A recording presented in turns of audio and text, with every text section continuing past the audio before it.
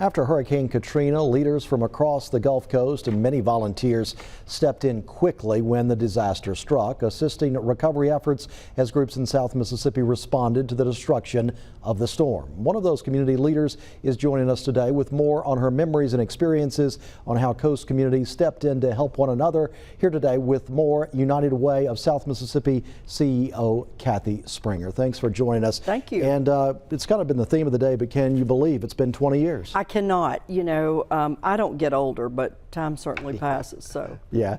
All right. So in your role today with United Way, how crucial is organizations like yours when disaster strikes like that? You know, I think organizations like United Way or like the American Red Cross and some of these global organizations have a lot of depth on their bench. We get a lot of help from those organizations. You know, from United Way, we would get folks to come in to help us run our call center. We actually function as the call center for Harrison County's EOC during times of in the aftermath of a storm. So we've got a lot of depth that way, but also the boots on the ground from the locals and the faith-based and every organization is critical to the recovery.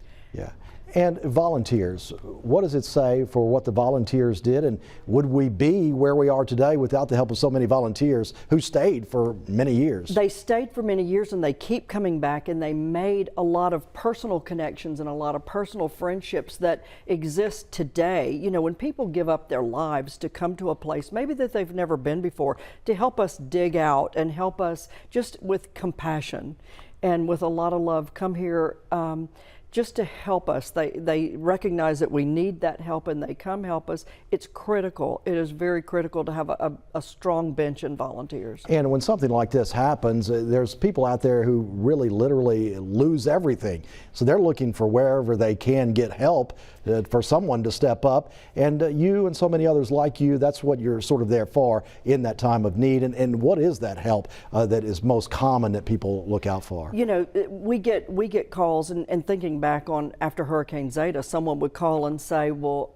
you know, I lost my fence. And then you have someone that call and say, well, the electrical panel's off my house, or I'm missing a wall, or I have no electricity for my O2 machine or something like that. So it's varying degrees of severity, but to have those boots on the ground, to be able to mobilize volunteers and resources, which many of the not-for-profits in our agency, in our footprint, are able to do, I think that's a beautiful thing.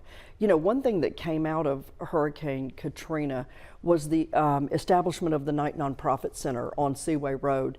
And that building had been built for the Grand Casino properties. And then United Way, the Coast Chamber, the Gulf Coast Community Foundation, and the Business Council were able to purchase that building and make that a hub for nonprofits. So we're in a better position now than we were back when Katrina came ashore, that a lot of us are under one roof. Right, and that's just one of the many examples of the positives that have come out of the storm. Correct. That building is such a success story, and we exist purely to serve. And you know, whenever we collaborate, and something else that came out of Katrina was the collaborative spirit of all of these local nonprofits.